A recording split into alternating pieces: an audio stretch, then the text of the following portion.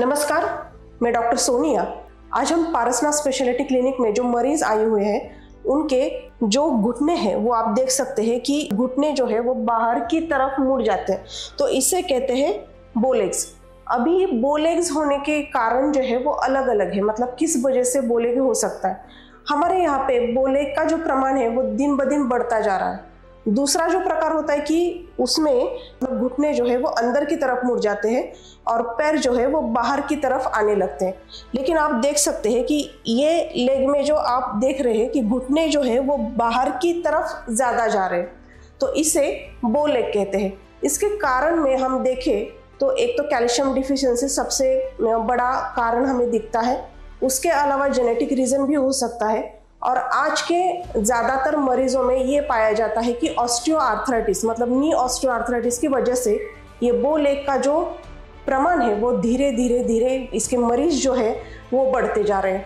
अब इसका कारण क्या है कि किस वजह से ऑस्टियोआर्थराइटिस में या नी ऑस्टियोआर्थराइटिस में ये बो लेग जो है वो दिन ब दिन इसके मरीज जो है पेशेंट जो है वो बढ़ते जा रहे हैं और किस वजह से ये बो लेग ऑस्टियोआर्थराइटिस में डेवलप होता है। तो सबसे पहला रीज़न जो है वो है कि हम इसकी तरफ ध्यान नहीं देते। इसकी तरफ ध्यान नहीं देते मतलब क्या होता है कि जब हमारा घुटना दर्द करने लगता है तो हम क्या सोचते हैं कि अरे दर्द ही तो करने लगा है, तो कोई तेल लगाए या बाम लगाए या कोई पेन किलर खाते हैं तो दर्द थोड़ी देर के लिए रुक जाता है।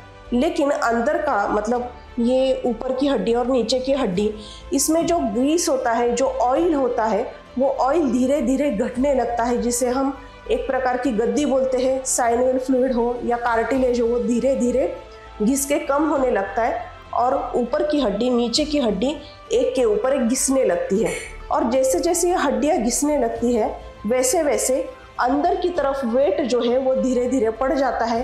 आपका पूरा बॉडी का वेट जो है वो घुटनों के अंदर की तरफ पड़ जाता है। तो जैसे जैसे अंदर की तरफ आपका वेट पड़ जाता है वैसे वैसे जो घुटने हैं वो बाहर की तरफ मुड़ जाते हैं। तो दूसरा रीज़न होता है इसका वेट गेन। जैसे जैसे आपका वेट पुट ऑन होते जाता है वैसे ही घुटने जो है वो बाहर की तरफ धीरे धीरे मुड़ना चालू हो जाता है। तो इसके लिए उपचार क्या करें कि ये नौबत ही ना आए। तो सबसे पहले आपको एक्सरसाइज करना बहुत ज़रूरी है। अगर आप व्यायाम नहीं करेंगे तो आपका घुटना जो है वो इस तरीके से टेढ़ा हो जाएगा। तो इसके लिए क्या करना है, जब हमें घुटने में दर्द होता है तो हम क्या करते हैं कि नहीं मैं नहीं चल सकती, मेरे घुटने में दर्द होता है, मैं इतना भी नहीं चलती, मतलब 2 कदम नहीं चल सकती, 5 कदम नहीं चल सकती। क्यों नहीं चल सकते? जब तक आपका घुटना दर्द कर रहा है तो आपके जो स्नायु है, सिरा है, कंडरा है, मतलब 2 घुटने में हमारा सिर्फ हड्डी नहीं है बल्कि सिरा, स्नायु, कंडरा सब कुछ होता है।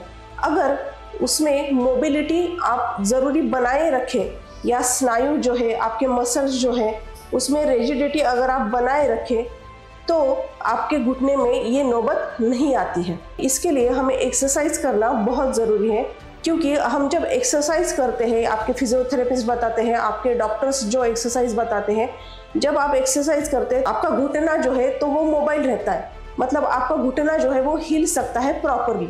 लेकिन आप एक्सरसाइज बंद कर देंगे, आपका चलना फिरना जैसे जैसे आप कम कर देंगे तो वैसे वैसे आपके घुटने में भी रिजिडिटी आने लगती है, यहाँ पे स्पाज्म आने लगता है और वहाँ की मांसपेशियाँ जो है वो धीरे धीरे कमज़ोर पड़ जाती है।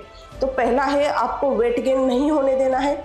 दूसरा, आपको जो डॉक्टर्स ने एक्सरसाइज बताई गई है वो अच्छे से करना है। और तीसरा सबसे महत्वपूर्ण बात कि आपके भोजन में, आपके खाने में घी या तेल का प्रमाण जो है वो अच्छे से रखना है। मतलब 2 चम्मच सुबह, 2 चम्मच शाम को आपको घी खाना ही खाना है, जिस वजह से घुटनों में चिकनाई बनी रहे। और आपको ऊपर से तेल लगाना और सेकना बहुत ज़रूरी है। पारसनाथ स्पेशलिटी क्लिनिक में हम एसआरडीपी ट्रीटमेंट करते हैं। तो एसआरडीपी ट्रीटमेंट में हम क्या क्या करते हैं, तो detoxification, straining, root cause removal और रीजनरेशन। अभी हम इस पेशेंट में अगर देखें तो यहाँ पे डिटॉक्सिफिकेशन के साथ साथ हमें स्ट्रेनिंग, मतलब हमारे घुटनों के अंदर सिर्फ हड्डियाँ नहीं होती बल्कि सिरा, स्नायु, कंडरा यानी मांसपेशियाँ भी होती है, तो उस पर भी हमें ध्यान देना पड़ता है। जैसे जैसे हमारे घुटने जो है वो इमोबाइल होते जाते हैं, मतलब कि घुटने के दर्द जो है वो धीरे धीरे बढ़ते जाता है और हम क्या करते हैं कि मेरा घुटना दर्द कर रहा है तो हम चलना बंद कर देते हैं, सीढ़ियाँ चढ़ना उतरना कम कर देते हैं, या फिर हम कोई भी एक्सरसाइज हमको बताई गई है हमारे डॉक्टर्स ने, हमारे फिजियोथेरेपिस्ट ने, तो वो भी हम करना धीरे धीरे कम कर देते हैं। मतलब घुटने के आसपास की जो मांसपेशियां है वो धीरे धीरे कमज़ोर होती जाती है। तो इसको स्ट्रेनिंग देना, ताकत देना बहुत ज़रूरी है। और इसके लिए आपको एक्सरसाइज करना डॉक्टर ने दिए गए हुए, आपके भोजन में घी या तेल का प्रमाण अच्छी तरीके से होना चाहिए। तीसरा, आपको डॉक्टर ने बताए गए हुए बेल्ट्स है वो उसका यूज़ करना, किस तरीके से यूज़ करना है, कौन से क्वालिटी का बेल्ट जो है वो यूज़ करना है, वो देखना ज़रूरी होता है।